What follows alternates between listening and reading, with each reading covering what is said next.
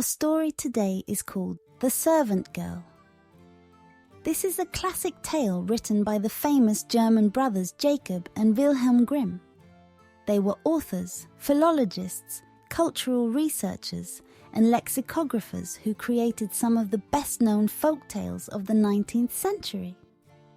There was once a poor servant girl who was industrious and clean, swept the house every day, and emptied her sweepings on the great heap in front of the door.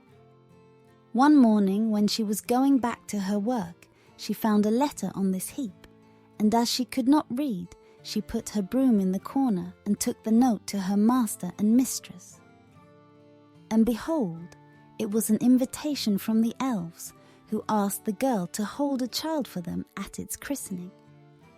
The girl did not know what to do, but at length, after much persuasion, and as they told her that it was not right to refuse an invitation of this kind, she consented. Then 3 elves came and conducted her to a hollow mountain where the little folks lived. Everything there was small, but more elegant and beautiful than can be described.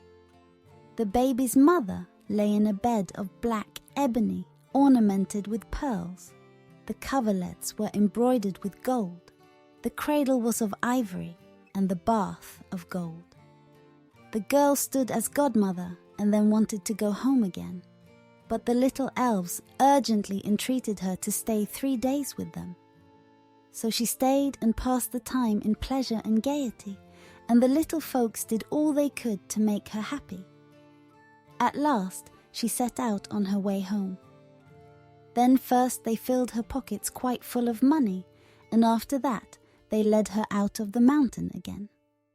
When she got home, she wanted to begin her work and took the broom, which was still standing in the corner, in her hand and began to sweep. Then some strangers came out of the house and asked her who she was and what business she had there. And she had not, as she thought, been 3 days with the little men in the mountains, but 7 years, and in the meantime her former masters had died. Did you enjoy the story? I picked out parts of a few sentences that caught my attention. If you have a few minutes, I can explain them to you. 1. A person who was industrious and clean. The phrase, a person who was industrious and clean, describes an individual who is hardworking and maintains good hygiene. Industrious refers to someone who is diligent, productive, and works hard to achieve their goals. Clean indicates that the person takes care of their personal hygiene and keeps their surroundings tidy. In combination, the phrase paints a positive image of someone who is dedicated, responsible, and maintains a tidy and organized lifestyle. 2.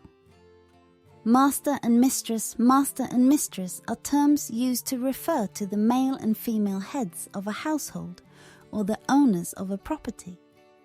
In a historical context, they were often used to denote the authority figures within a household, especially those who owned and managed the estate or property.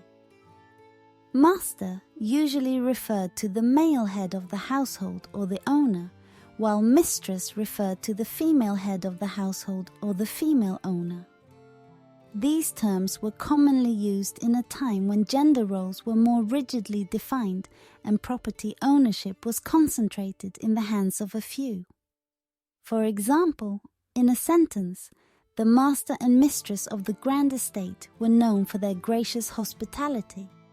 This means that the male and female owners of the large property were renowned for being welcoming and hospitable to guests. 3. The coverlets were embroidered with gold. This sentence means that the coverlets, bedspreads or blankets, were decorated or adorned with embroidery made of gold thread. Embroidery is a technique of decorating fabric using needlework, and in this case, it was done using gold thread, which adds a luxurious and decorative touch to the coverlets. 4. So she stayed and passed the time in pleasure and gaiety. This sentence means that she decided to remain in a certain place and spent her time enjoying herself and engaging in activities that brought her joy and happiness. Pass the time in pleasure and gaiety implies that she filled her time with fun and light-hearted activities, perhaps socializing, celebrating, or doing things that brought her a sense of enjoyment. Pleasure refers to a feeling of contentment or delight, while gaiety refers to a state of cheerfulness and festivity. That's all for now. Bye.